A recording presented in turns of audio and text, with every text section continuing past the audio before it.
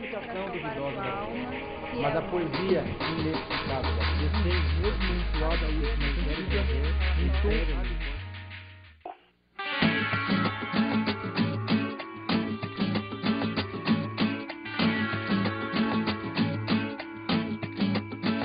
Os tribalistas já não querem ter razão, não querem ter certeza, não querem ter juízo nem religião. Os tribalistas já não entram em questão, não entram em doutrina, em fofoca ou discussão. Chegou o tribalismo. Olá, senhores, tudo bem? Hoje vamos falar de pós-modernismo, poesia. Com o fim da Segunda Guerra, em 1945, a arte literária brasileira retorna a valores simbolistas e parnasianos. Numa nova busca acadêmica, autores consagrados passam a economizar nas artes e principalmente a buscar uma nova formalidade da escrita. Você vê, agora eu estou falando da questão da formalidade. Durante muito tempo, a poesia moderna falou da busca popular, da concepção popular e de um foco ligado ao povo. A partir de agora, nós iremos retornar a valores um pouco clássicos, buscando uma nova vertente dessa arte, em certos pontos até econômica demais, e que vem a traduzir todo esse ideal mundial de uma arte ágil e que seja, de certo ponto, valorizadora da imagem humana. A revolução a partir da década de 50. Com os novos ideais aflorando sobre essa questão da busca de uma nova arte, a gente vai ver que em todo o mundo o verso entra em decadência. A imagem do poema organizado e dito em versos e principalmente em estrofes começa a entrar em declínio. Há uma nova busca por uma arte que seja contemporânea e que mostre ainda mais o processo de agilidade. Todo aquele ideal que foi promovido no futurismo no início do século, agora é revisitado, buscando as outras formas de se ver as vanguardas do mundo. Em 1952, os irmãos Campos e Décio Pignatari já se organizavam para criar uma nova fundamentação estética para a poesia. Essa fundamentação, que depois vai ser chamada de concretismo, vai ser um movimento literário, uma nova vanguarda literária que vai se dar em todo o mundo. É a partir dessa época que a gente vai ter a primeira vanguarda onde brasileiros ativamente participaram de sua criação. É a partir daí, 1956, que nós iremos conhecer a chamada poesia concreta. O que é a poesia concreta? A poesia concreta é a poesia onde a palavra torna-se objeto do texto. A palavra ganha o contexto único e direcionado, aonde não existe mais verso, não existe mais estrofe e a palavra é a única essência daquela mensagem. Com isso, a poesia concreta revoluciona a arte literária em ascensão a partir da Segunda Guerra Mundial. Como a gente já pode falar de uma economia ligada ao capitalismo, a arte concreta e a poesia concreta vai se basear numa antipropaganda e numa tentativa de dinamizar essa mensagem que o poema quer nos trazer. Com isso, a gente vai perceber que a arte concreta e a poesia concreta vai ter como foco essa antipropaganda, esse anticapitalismo, essa crítica aos costumes que vai se ter a partir da década de 50. Na contramão disso, poetas que se renegaram a certos valores concretos vão fundamentar uma nova arte a partir de 1961. Com o ideal de que palavra puxa palavra, a poesia praxis ou poesia praxis, tanto faz, vai fundamentar essa busca de palavra que tem o contexto numa outra palavra. A gente vai ver que há um certo retorno à rima, a rimas internas e a rimas, em certos casos, até pobre. Mas essa rima pobre não tem que ser encarada somente como uma rima pobre, uma rima sem caracterização acadêmica. O que a gente vai ter mesmo a partir daí é uma forma de buscar uma popularização da arte. Claro que essa popularização já está acontecendo há quase meio século. Mas mesmo assim, não podemos desvencilhar da imagem da boa poesia, de uma poesia remodelada, de uma poesia contemporânea, a imagem da população. Com isso, o manifesto didático, que vai ser promovido por Mário Cemi em 1961 e também com a sua promoção em 1964, vai trazer essa popularidade a uma poesia que se diz palavra por palavra. Nessa fundamentação extralinguística, essa forma de extrapolar o senso linguístico, a poesia, praxis, tem por prática a busca dessa popularidade, desse popular, dessa população e desse povo que precisa de arte. O ato institucional número 5 veio a trazer para a realidade brasileira a ditadura. Para os artistas, a ditadura vai ser uma tentativa de calar, de silenciá-los, como uma forma de mostrar a eles o que eles não devem fazer. É a partir daí que a gente vai ter esse ideal de se calar, de não mostrar mais nada. Aí que eu peço, amigo Batata, leve esse cálice de mim, por favor.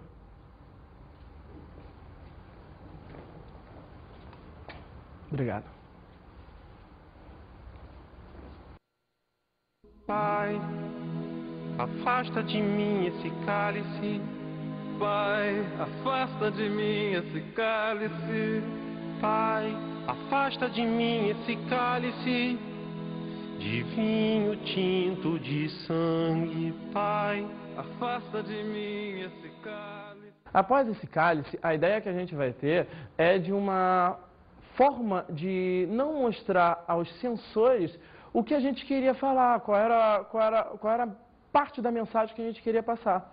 Uma tentativa de criar uma nova face para a moeda, onde a gente tinha somente a Jovem Guarda e a Bossa Nova na música, vai surgir a Tropicália, como uma forma de juntar esses dois lados extremamente opostos numa nova ideia. Com isso, a gente vai ver pessoas, vai ver artistas com imagens de hippie, tocando as suas guitarras elétricas, fazendo um som que misturava o tribal com o elétrico, o eletrônico. A partir daí, a Tropicália vai trazer para a gente essa tentativa de mostrar que nós somos fundamentados por esses dois lados. Tanto Caetano Veloso e Gilberto Gil serão os artistas que irão promover essa nova forma de se ver a arte. Junto a eles, outros artistas também irão compor essa busca tropicália do Brasil. A gente vai ver grupos de rock juntando a eles, outros mais tribais em sua forma de fazer música também se juntando a eles, tal qual o Tom Zé, a Rita Lee e os Mutantes. E também vamos ver que a Tropicália vai fazer essa união de uma forma bem simples e bem contextualizada, tanto que a ditadura vai persegui-los ferozmente. Após os festivais de músicas, esses artistas em questão serão extremamente perseguidos, pois as suas músicas refletem uma agonia de uma época. E essa agonia tem como foco, tem como fundamento, tem como objetivo trazer a instabilidade do pensamento. Já que nós somos esses dois lados de uma mesma moeda, temos que entender que o nosso Brasil é formado por esses antagonismos. E com esses antagonismos nós somos feitos, nós somos mestiços, nós somos mulatos, nós somos negro-brancos dentro de uma mesma raça. E será que existe raça mesmo? Será que a raça está aqui como forma de nos dividir? É isso que a música tropicália, o tropicalismo, vai promover ao longo das suas músicas, ao longo das suas mensagens, ao longo dessa sua poesia musicalizada. Tanto Gilberto Gil, quanto Tom Zé, quanto Caetano Veloso, até mesmo quanto os Mutantes, vão dar voz e razão às nossas diferenças. E essas diferenças a gente vai ver com o tempo que elas não existem, elas não fazem parte do nosso cotidiano. Nós apenas a usamos como tentativa de nos desvencilhar, de colocar as classes bem pontuadas, bem distantes. É uma tentativa de formar castas na nossa ordem social. E como os festivais de música, todos eles eram promovidos por jovens, pelos jovens e para os jovens, a juventude daquela época também passou a criticar a Tropicália. Mesmo o pessoal do sem lenço e sem documento ter ganho voz ao longo dessa arte, a gente vai ver que toda uma população ainda vai criticá-los ferozmente também. Então a ditadura acaba também ganhando uma voz de apoio nessa juventude alienada que a Tropicália vai combater. E eles serão exilados em função disso. A poesia concreta. A partir da década de 50, com a revolução nas letras brasileiras, a gente vai ver que as nossas poesias, e principalmente a nossa arte, vai se traduzir numa tentativa de economizar o verso e até mesmo tirá-lo.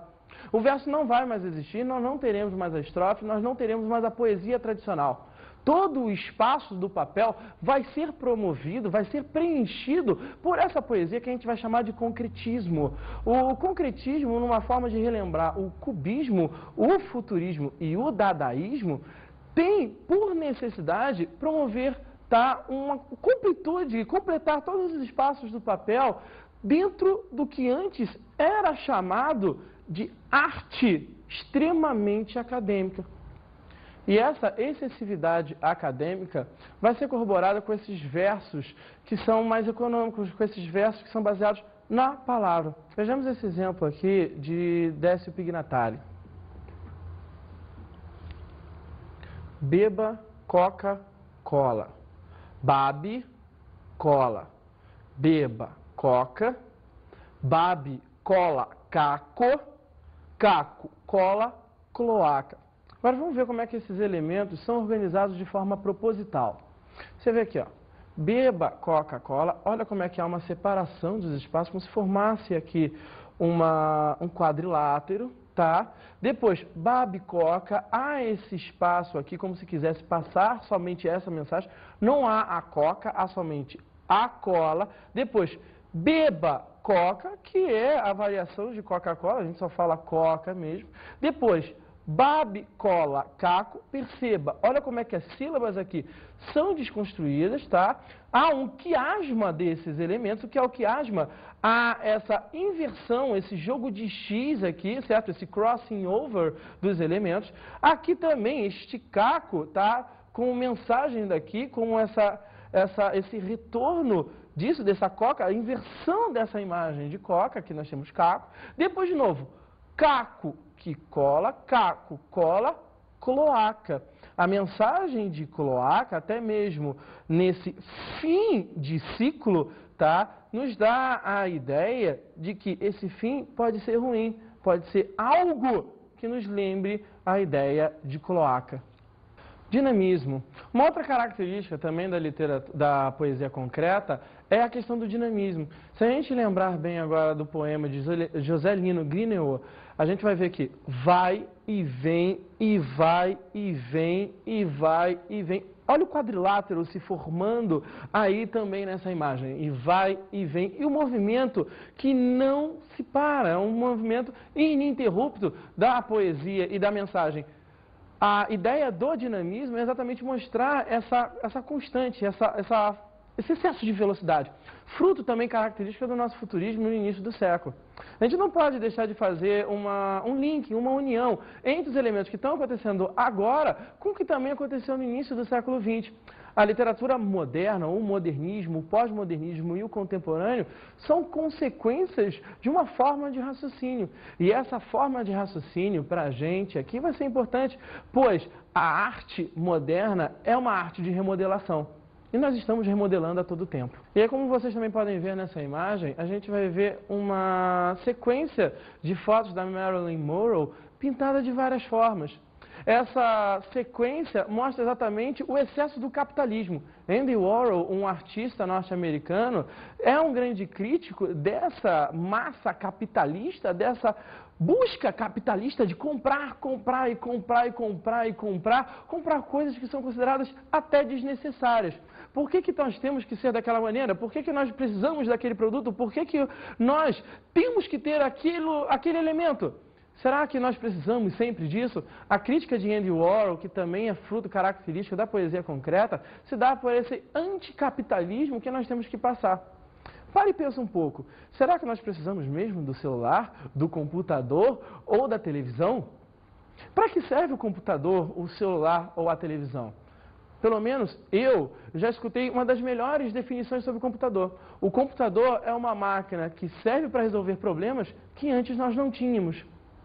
A crítica da poesia concreta a esse anticapitalismo se deve também nessa esfera. Será que nós precisamos comprar tudo que está à nossa frente? Quem não se sentiu um pouco angustiado andando num shopping e na tentativa de comprar um celular novo, viu aquele celular que custa mais caro, mas que tem todas as funções que te diferenciariam de um celular tradicional? Você já não sentiu uma angústia na tentativa de comprar esse telefone? A poesia praxis. Numa tentativa de se desvencilhar dos valores concretos, existia um grupo de poetas que, fugindo da estética concreta, vem a criar uma nova forma de poesia, um pouco mais prática, um pouco menos ágil, fazendo retornos de valores das poesias tradicionais e numa forma de extrapolar o senso da mensagem, chega a recriar o valor da palavra. É aí que a gente vai encontrar a questão da poesia praxis, ou poesia praxis. O Manifesto Didático de 1961, coordenado por Mário Cemi, na verdade, esse manifesto foi publicado em 1962, tem como fundamento mostrar os valores da poesia praxis. Didático exatamente por causa dessa questão da organização dos elementos que vão ser considerados da poesia praxis. A palavra considerada extralinguística é exatamente o termo que consegue passar uma mensagem única. Nós não estamos falando de cacofonia, não estamos falando de barbarismo, nós não estamos falando de defeitos da comunicação. Estamos falando de sílabas ou termos ou pequenas concepções, até mesmo a letra que consegue construir uma nova palavra. Vamos ver essa reconstrução da necessidade concreta nessa poesia que a gente vai chamar de praxis. Olha esse exemplo. Fuma, tabaque. Bate, que pança. Dança, curtido corpo. De charco. Em corrupto beiço tensão. Charuto e seu sangue, soca seu peito soca. E eis que ao lado o outro, caboclo bate. Disputa. Um ataque à bronca, ou em bloco, de ronco e lata. E na mão do primeiro, o punhal se empunha. Se ergue, chispando em X, pando, desce, se crava, cavo, na caixa de som, colchão, murcho, coração. Vamos à análise desse poema aqui. Não podemos deixar de ver como esses elementos se organizam ainda em valores concretos. Como a gente pode perceber, há esse espaço aqui. O poema é todo delimitado nesta margem, mas existem espaços que são postos de propósito. Se a gente perceber esse espaço aqui, é como se fosse um parágrafo. Olha o texto narrativo, olha o texto dissertativo, o texto narrativo, o texto em prosa. Bate, que pança. Dança, olha como é que a palavra pança chama por rima dança. Que pança? Dança, curtido corpo. Se. Olha a extralinguagem. Curtido corpo. De charco. Olha a palavra que puxa a palavra. Charco. Em corrupto, beiço, tensão. Charuto, corrupto e seu sangue. Olha a literação. Seu sangue. Soca seu peito, soca seu peito, soca. Olha a batida do coração. Soca seu peito, soca. E eis que ao lado, outro, caboclo, bate, disputa. Olha a briga, olha a batida, olha a disputa mesmo. Um ataque à bronca, ou em bloco, olha a explicação. De ronco e lata. Bronca com bloco, dá ronco e lata. E na mão do primeiro, olha a ênfase aqui. O punhal se empunha. Punhal se empunha. Olha a repetição. Olha como é que a palavra aqui puxa essa palavra. Punhal se empunha, se ergue. Chispando e em X. Olha esta linguagem de novo. Chispando. Você vê, olha só como é que esse termo aqui, essa letrinha, faz a mesma reprodução fonética daqui, ó, em X. Pando desce. Se crava, cavo, crava, cavo, palavra puxa palavra, na caixa de som. Cavo, se crava de som. Colchão, murcho, coração. João Cabral de Melo Neto. Depois de 1945, certos poetas não conseguem se enquadrar numa linha estética única. João Cabral de Melo Neto é um caso típico deles, num tipo de poesia extremamente novo, extremamente audaz e que consegue aniquilar o eu lírico, cria uma forma poética totalmente nova. É por isso que ele vai ser conhecido como engenheiro da poesia. Por que ele vai ter essa denominação, engenheiro da poesia? É considerado esse poeta individual por causa dessa nova forma de se mostrar poesia. Ele é um poeta cadente e forte. Sua poesia, audaz até demais, nos mostra uma nova concepção de literatura, numa forma de sermos analíticos, objetivos e sintéticos. Uma das melhores denominações que eu já escutei sobre João Cabral de Melo Neto vem de um poeta carioca. Ele próprio falava que João Cabral de Melo Neto se assemelhava a estar sempre apontando a ponta do lápis, sempre delineando essa ponta do lápis para que nunca perdesse a ponta mais certa, mais correta para escrever o seu verso. Essa é uma grande imagem que a gente tem de João Cabral de Melo Neto. João é um cara extremamente minucioso ao escrever as suas poesias. Tudo nela é extremamente proposital. Não vem de um impulso, de um rubor, de uma máquina de escrever. Ele pode ser considerado neoparnasiano, mas não é uma máquina de escrever, é um detalhista do poema. E como João Cabral de Melo Neto é conhecido por essa grande composição de detalhes, a gente não pode deixar de perceber que a sua poesia vai ganhar destaque até mesmo no mundo inteiro. Podemos já falar de uma literatura brasileira cosmopolita, já que nós temos João Cabral de Melo Neto acontecendo nessa vertente, certo? Nessa imagem de uma literatura brasileira para o mundo todo, tá? A poesia concreta também sendo feita por brasileiros e no mundo inteiro, e a poesia praxis, ou poesia praxis, que vai ganhar também ares intercontinentais por causa de toda essa forma de se mostrar um verso, mesmo econômico também. Também vai vir a retratar o sertanejo, o povo de seu Pernambuco, que ainda continua esquecido. Mesmo com toda a promoção de igualdade que a literatura brasileira tem feito ao longo desses quase 50 anos, ainda vemos que o povo sertanejo, o povo ribeirinho, o povo do interior do Brasil, ainda está muito esquecido. João Cabral de Melo Neto, jogando com o surrealismo, vai criar novas imagens e novas concepções sobre esse sertanejo, sobre esse lutador, sobre essa grande máquina de viver. E dentro dessa tensão da grande máquina, a poesia Cão Sem Plumas vai ser a marca estética desse sertanejo remodelado, desse sertanejo que consegue sonhar, que mesmo com todo o horror da sua vida, com todo o problema que lhe é peculiar, ele consegue sobreviver dia após dia como homem de fé, homem de espírito, homem herói. Quando a gente fala sobre a questão da engenharia da palavra, a imagem de João Cabral de Melo Neto é exatamente essa. Ele é um grande engenheiro. Ele foi o primeiro a conseguir, a ter a capacidade de criar um poema que fosse milimetricamente pensado. Por exemplo, o poema Catar Feijão, de própria autoria do João Cabral de Melo Neto, é um poema que levou 10 anos para ser concebido. Esse poema não veio de um rubor único, não veio de um pensamento único, não veio de uma forma de se criar um poema como era no romantismo, prender a respiração e escrever à vontade. O João Cabral de Melo Neto foi minucioso na escolha de suas palavras. Tanto no Catar Feijão se limita com escrever, joga-se os grãos na água de alguidar e as palavras da folha de papel. Esses 3 versos do próprio texto Catar Feijão trazem essa minúcia do processo de escrita. É aí que a gente vai ver a questão da metalinguagem a serviço desse poema sem eu lírico.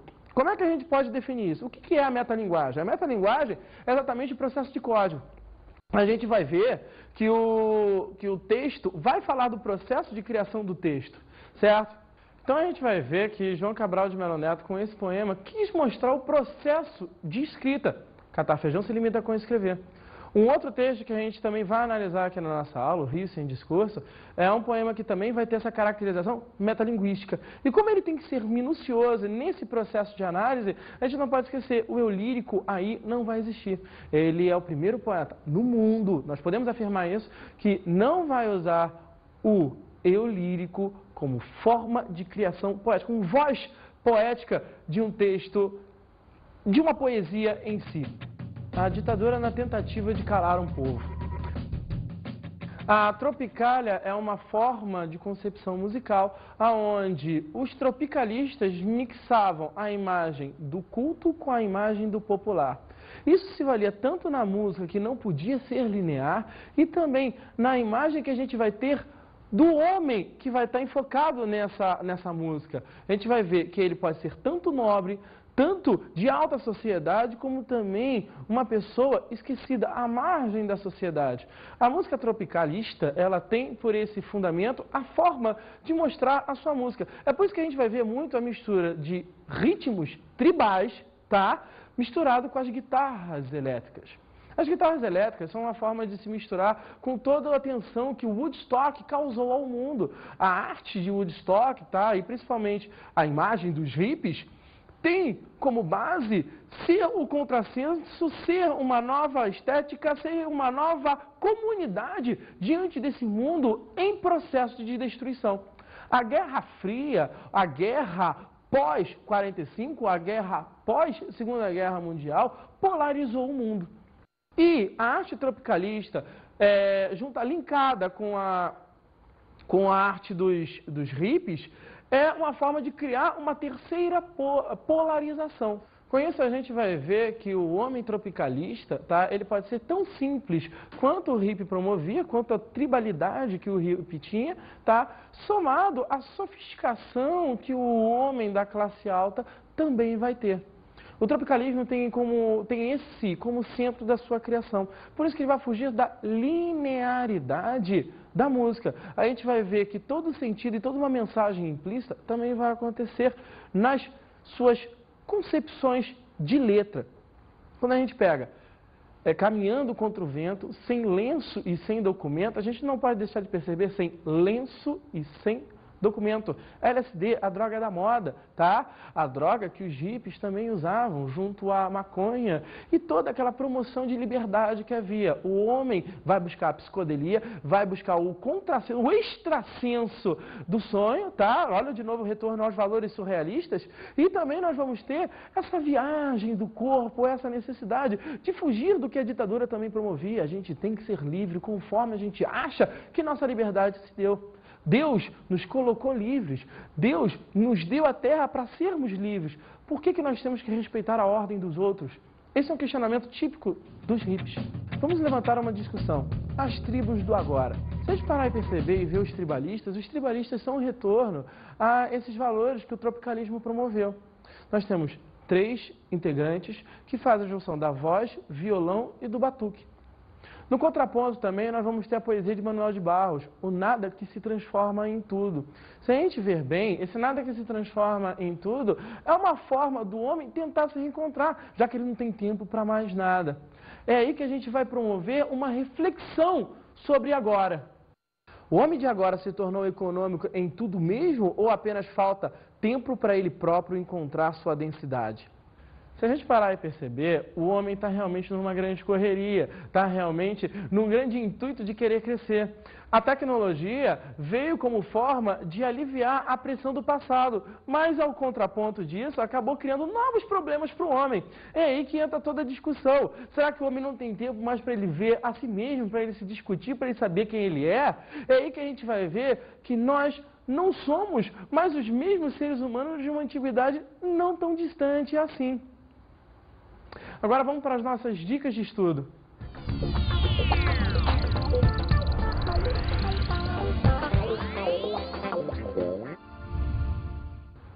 O conselho que eu dou é que vocês possam ler 2 livros o quanto antes. 2 deles do mesmo autor, João Cabral de Melo Neto. O primeiro, Morte e Vida Severina, conhecido também como Alto de Natal Pernambucano. E o segundo, outro livro que eu cheguei a comentar em nossa aula, Cão Sem Plumas. Não deixe de ler esses 2 livros, ele mostra exatamente a nova forma de vermos o sertanejo. Esse homem que é importante para a existência de todo o nosso Brasil. Tchau, até a próxima.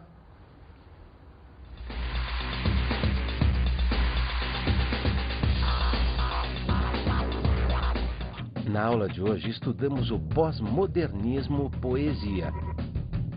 Vimos o que foi a década de 50, como a década de 50 foi importante para essa nova literatura que vem surgindo. Vimos a poesia concreta, a poesia de Décio Pignatari, de Augusto dos Campos e Haroldo dos Campos, certo? Também vimos a questão da poesia praxis numa forma de sair, de fugir do que era a poesia concreta. Vimos o que foi a Tropicália de Gilberto Gil e de Caetano Veloso para essa nova música que se promove, essa música de liberdade que se promove na década de 60. Vimos também como a poesia de João Cabral de Melo Neto é importante para essa arte que se forma de um novo conceito, essa arte que se forma em novos parâmetros na literatura. Não deixe de revisar esses pontos o quanto antes. Até a próxima.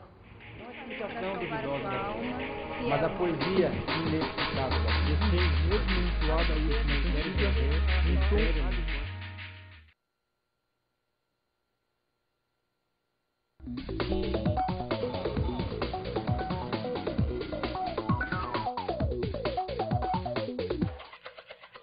Professores, não deixem de retratar a nova forma como é feita a poesia concreta.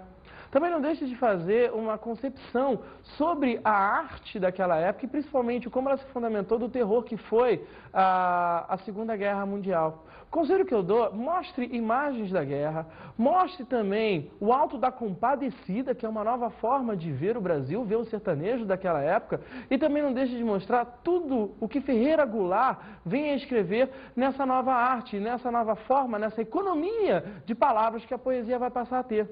Esse é o conselho que fica desse amigo de vocês. Até a próxima. Mas a poesia inexplicável, mesmo entoada e